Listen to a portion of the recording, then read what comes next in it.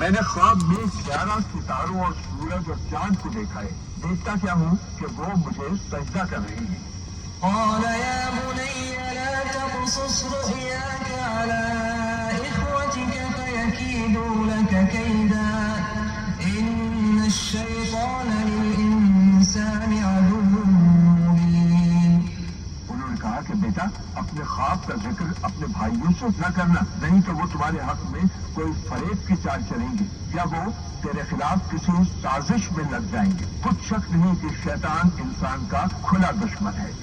وكذلك يجتبيك ربك ويعلمك من تأويل الأحاديث ويتم نعمته عليك وعلى آل يعقوب كما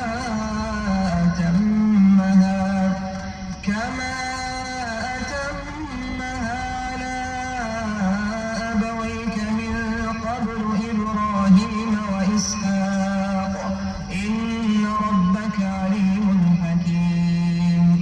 اور اسی طرح اللہ تمہیں برگزیدہ و ممتاز کرے گا اور خواب کی باتوں کی تعبیر کا علم سکھائے گا. اور جس طرح اس نے اپنی نعمت پہلے تمہارے دادا پردادا ابراہیم اور اسحاق پر پوری کی تھی، اسی طرح تم پر اور اولاد یعقوب پر پوری کرے گا. بے شک تمہارا پروردگار سب کچھ جاننے والا ہے، حکمت والا ہے. لقد كان في يوسف وإخوته آيات للسائلين. ہاں، یوسف اور ان کے بھائیوں کے قصے میں پوچھنے والوں کے لیے بہت سی نشانیاں ہیں. إذ قالوا ليوسف وأخوه أحب إلى أبينا منا ونحن عصبة إن أبانا لفي ضلال مبين. جب انہوں نے آپس میں تذکرہ کیا کہ یوسف اور اس کا بھائی ابا کو ہم سے زیادہ پیارے ہیں، حالانکہ ہم جماعت کی جماعت ہیں، کچھ شک نہیں کہ ابا صحیح غلطی پر ہیں. اقتلوا يوسف أو اطرحوه أرضا يخل لكم وجه أبيكم وتكونوا من بعده قوما صالحين. تو یوسف کو یا تو جان سے مار ڈالو یا کسی ملک میں پھینکا، پھر ابا کی توجہ صرف تمہاری طرف ہو جائے گی اور اس کے بعد تم اچھی حالت میں ہو جاؤ گے. قال قائل منهم لا تقتلوا يوسف وألقوه في غيابة الجب يلتقطه بعض السيارة إن كنتم فاعلين. ان میں سے ایک کہنے والے نے کہا کہ یوسف کو جان سے نہ مارو، کسی گہرے کنویں میں ڈال دو کہ کوئی راہگیر یا راہ چلتا قافلہ نکال کر اور ملک میں لے جائے گا. اگر تم کو کرنا ہے تو یوں کرو. قالوا يا أبانا ما لك لا تأمنا على يوسف وإنا له لناصحون. یہ مشورہ کر کے وہ یعقوب سے کہنے لگے کہ ابا جان کیا سبب ہے کہ آپ یوسف کے بارے میں ہمارا اعتبار نہیں کرتے، حالانکہ ہم اس کے خیر خواہ ہیں. أرسله معنا غدا يرتع ويلعب وإنا له لحافظون. کل اسے ہمارے ساتھ بھیج دیجیے کہ خوب میوے کھائے اور کھیلے کودے، ہم اس کے لیے نگہبان ہیں. قال إني ليحزنني أن تذهبوا به وأخاف أن يأكله الذئب وأنتم عنه غافلون. انہوں نے کہا کہ یہ امر مجھے غمناک کیے دیتا ہے کہ تم اسے لے جاؤ، اور مجھے یہ بھی خوف ہے کہ تم کھیل میں اس سے غافل ہو جاؤ اور اسے بھیڑیا کھا جائے. قالوا لئن أكله الذئب ونحن عصبة إنا إذا لخاسرون. وہ کہنے لگے کہ اگر ہماری موجودگی میں کہ ہم ایک طاقتور جماعت ہے اسے بھیڑیا کھا گیا تو ہم بڑے نقصان میں پڑ گئے. فلما ذهبوا به وأجمعوا أن يجعلوه في غيابة الجب وأوحينا إليه لتنبئنهم بأمرهم هذا وهم لا يشعرون. غرض جب وہ اس کو لے گئے اور اس بات پر اتفاق کر لیا کہ اس کو گہرے کنویں میں ڈال دیں، تو ہم نے یوسف کی طرف وحی بھیجی کہ ایک وقت ایسا آئے گا کہ تم ان کے اس سلوک سے ان کو آگاہ کرو گے اور ان کو اس وحی کی کچھ خبر نہ ہوگی۔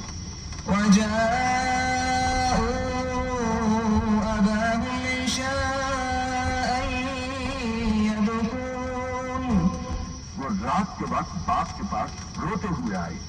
قالوا يا أبانا إنا ذهبنا نستبق وتركنا يوسف عند متاعنا فأكله الذئب وما أنت بمؤمن لنا ولو كنا صادقين۔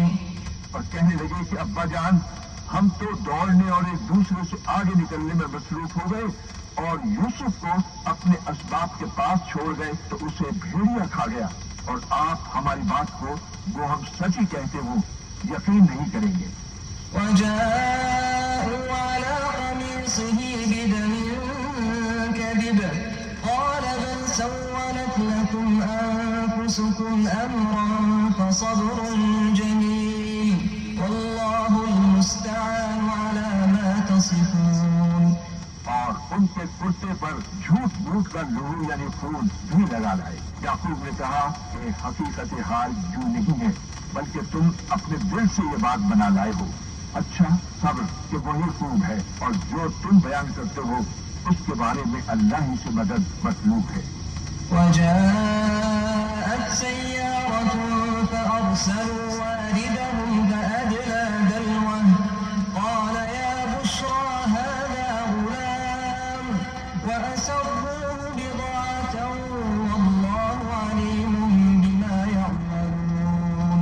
اب اللہ کی شان دیکھو کہ اس کنویں کے قریب ایک قافلہ آ نکلا اور انہوں نے پانی کے لیے اپنا پانی بھرنے والا بھیجا۔ اس نے کنویں میں ڈول لٹکایا تو یوسف اس سے لٹک گئے۔ وہ بولا صحیح قسمت، خوشخبری ہو، یہ تو نہایت حسین لڑکا ہے، اور اس کو قیمتی سرمایہ سمجھ کر چھپا دیا، اور جو کچھ وہ کرتے تھے اللہ کو سب معلوم تھا۔ وشروه بثمن بخس دراهم معدودة وكانوا فيه من الزاهدين۔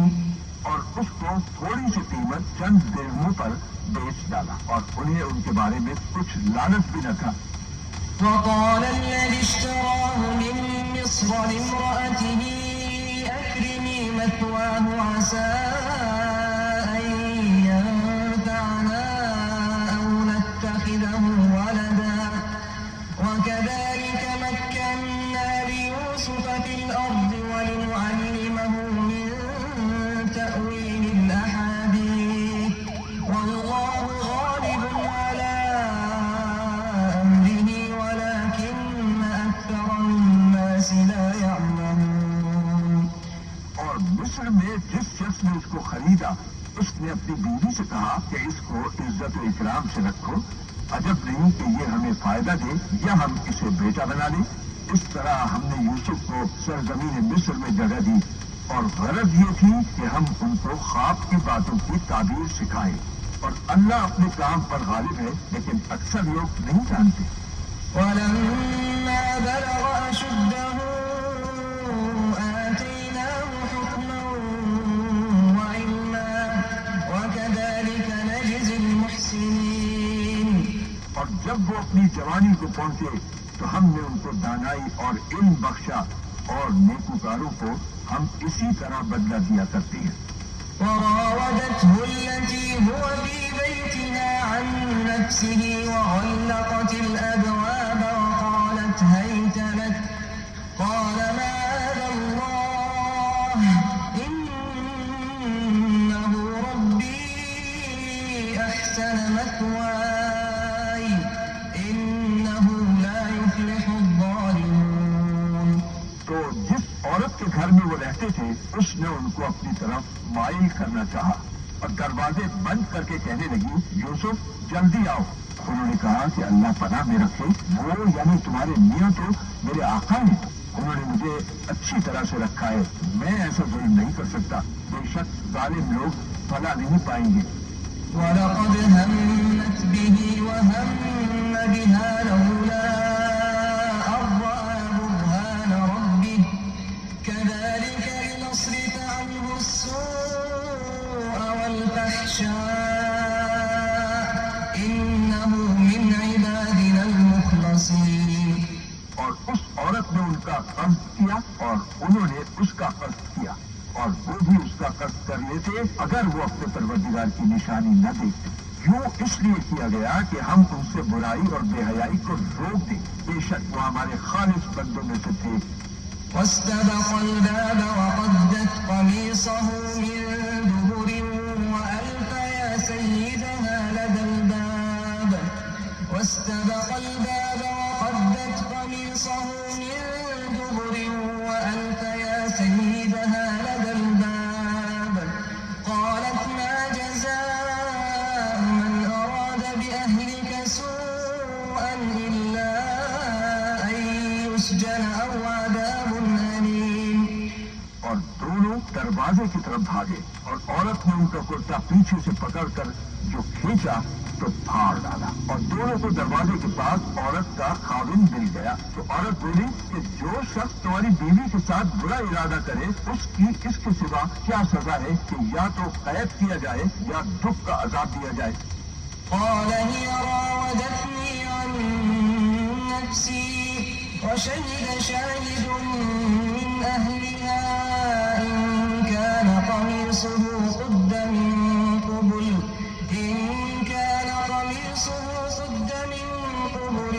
فصدقت وهو من الكاذبين. یوسف نے کہا اسی نے مجھ کو اپنی طرف مائل کرنا چاہا تھا. اس کے قبیلے یا خاندان میں سے ایک فیصلہ کرنے والے نے یہ فیصلہ کیا کہ اگر اس کا کرتا آگے سے پھٹا ہو تو یہ سچی اور یوسف جھوٹا ہے. وَإِن كَانَ قَمِيصُهُ قُدَّ مِن دُبُرٍ فَكَذَبَتْ وَهُوَ مِنَ الصَّادِقِينَ. اور اگر کرتا پیچھے سے پھٹا ہو تو یہ جھوٹی اور وہ سچا ہے. فَلَمَّا رَأَىٰ قَمِيصَهُ قُدَّ مِن دُبُرٍ قَالَ إِنَّهُ مِن كَيْدِكُنَّ إِنَّ كَيْدَكُنَّ عَظِيمٌ.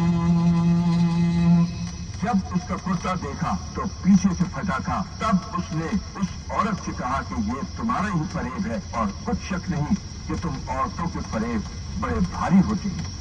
يوسف أعرض عن هذا واستغفري لذنبك إنك كنت من الخاطئين. یوسف اس بات کا خیال نہ کر اور اے عورت تو اپنے گناہ کی بخشش مانگ، بے شک خطا تیری ہی ہے. وقال نسوة في المدينة امرأة العزيز تراود فتاها عن نفسه قد شغفها حبا إنا لنراها في ضلال مبين. اور شہر میں عورتیں گفتگویں کرنے لگیں، آپس میں کہنے لگیں کہ عزیز کی بیوی اپنے غلام کو اپنی طرف مائل کرنا چاہتی ہے اور اس کی محبت اس کے دل میں گھر کر گئی ہے. ہم دیکھتی ہیں کہ وہ سری گمراہی میں ہے. فلما سمعت بمكرهن أرسلت إليهن وأعتدت لهن متكئا وآتت كل واحدة منهن سكينا وقالت اخرج عليهن. فلما رأينه أكبرنه وقطعن أيديهن وقلن حاش لله ما هذا بشرا إن هذا إلا ملك كريم. جب اس عورت نے ان عورتوں کی گفتگو سنی تو ان کے پاس دعوت کا پیغام بھیجا اور ان کے لیے ایک محفل مرتب کی اور پھل تراشنے کے لیے ہر ایک کو ایک ایک چھری دی اور یوسف سے کہا کہ ان کے سامنے باہر آؤ.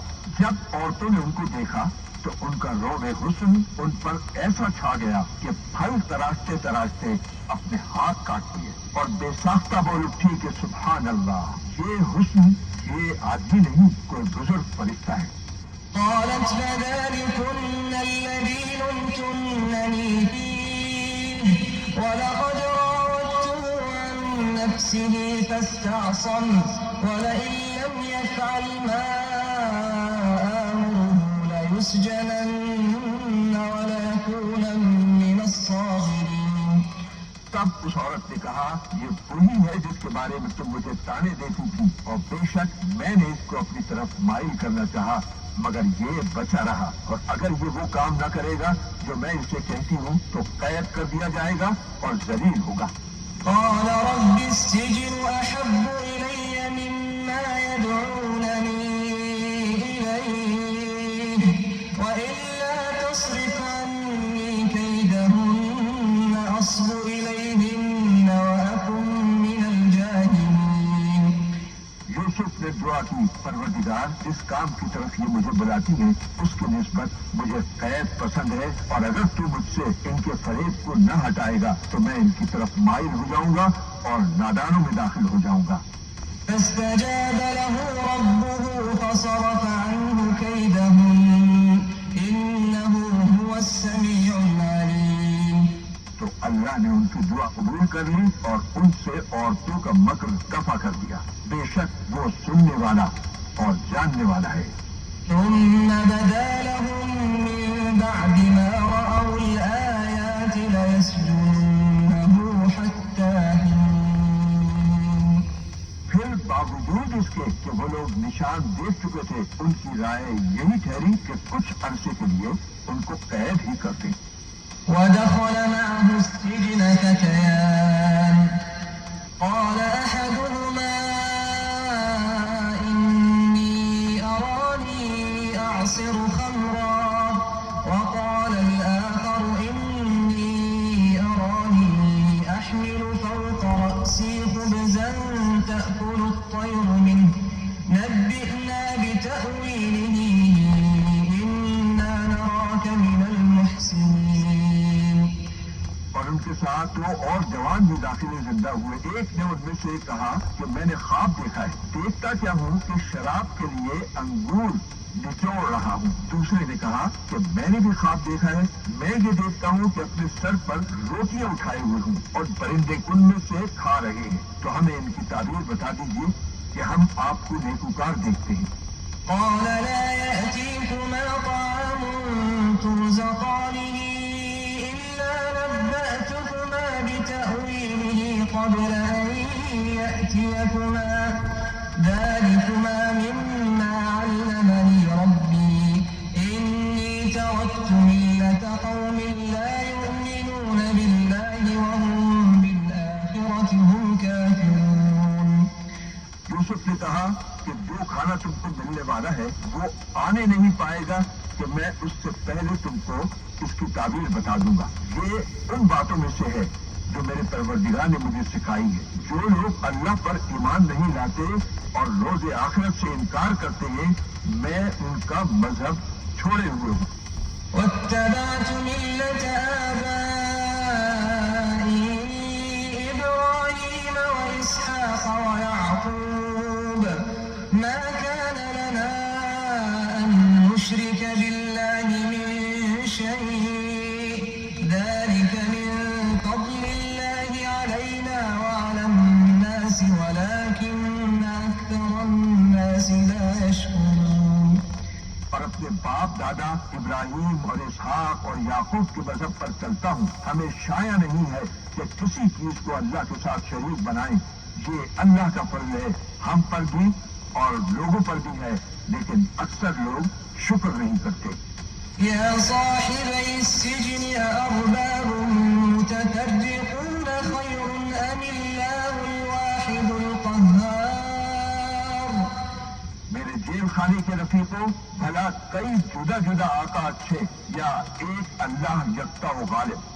ما تعبدون من دونه إلا أسماء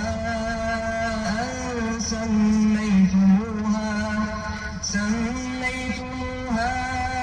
أنتم وآباؤكم ما أنزل الله بها من سلطان إن الحكم إلا لله أمر ألا تعبدوا إلا إياه ذلك